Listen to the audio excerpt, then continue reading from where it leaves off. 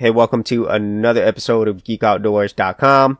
So this week we're going to be talking about the iPhone ban in China and Linux.org being hacked. So starting with the first bit of news is the ongoing battle between Qualcomm and Apple over Qualcomm's patents.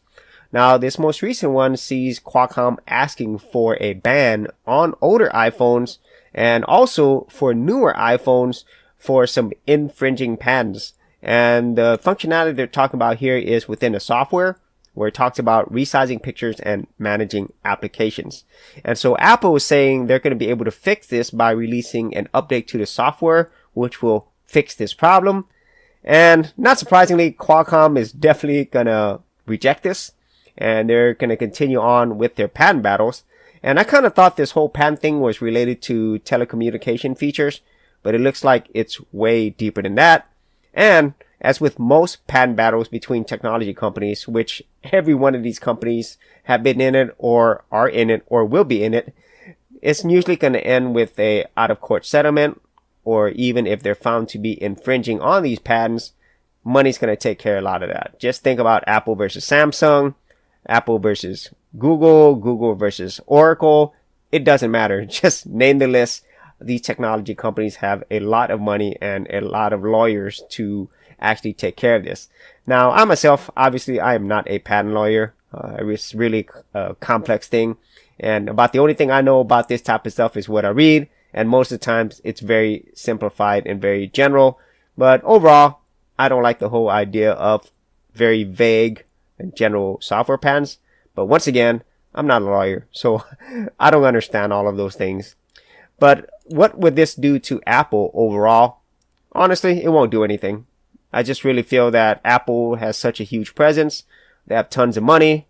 They're not going to be affected by this at all. Once again, they're probably just going to settle out of court eventually, because at some point, neither side is going to give up. And both sides have, quite a bit of resources when it comes to lawyers and also the amount of time and money that they're willing to spend.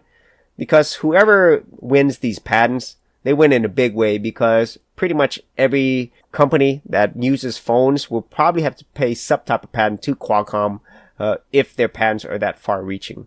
And obviously, if Apple doesn't have another solution, which they already do with Intel and other processor CPU providers, then they would actually have to bow down to Qualcomm anyway, but that's not going to happen. And so overall, just another update to the never-ending patent battles between technology companies. Maybe in the future, I think every single one of us who produce stuff on the internet will probably have to have a patent lawyer available at all times. So, getting to the second bit of news is really horrible news that Linux.org got hacked. So what happened here is the domain, or access to the domain register, was hacked, and they actually redirected the Linux.org domain to a different website, which had a lot of bad stuff.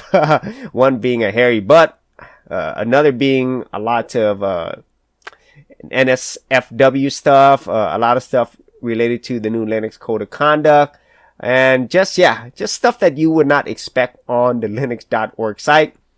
And the main person who actually is the admin of Linux.org, Michael McLagan, did say that even though the actual registrar was compromised, nothing on the actual website was compromised. So that's definitely a good thing. And he also said the main reason why this happened is because the public whois displayed his partner's email, and then through that, the hackers were able to get access to the domain registrar network solutions, and they were able to do some damage. Another thing is not having multi-factor authentication.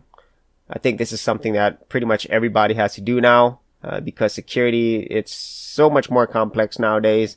And at the same time, it's so much easier for hackers to get into people's accounts nowadays. And so he does take a lot of responsibility for it. And thankfully, after this whole issue, Linux.org is back up. And I hope this doesn't occur again. And, being somebody who is on the internet, having my websites hacked before, it's definitely not a good thing. And, technology is constantly changing. Security is constantly changing at the same time.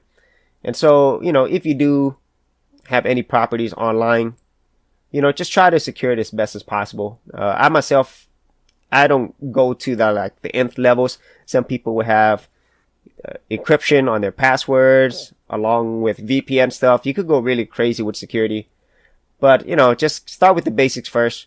Have a very hard to remember password, hard to guess password, and at the same time, use features like multi-factor authentication if it is a website that is extremely sensitive and very important to you, like Linux.org.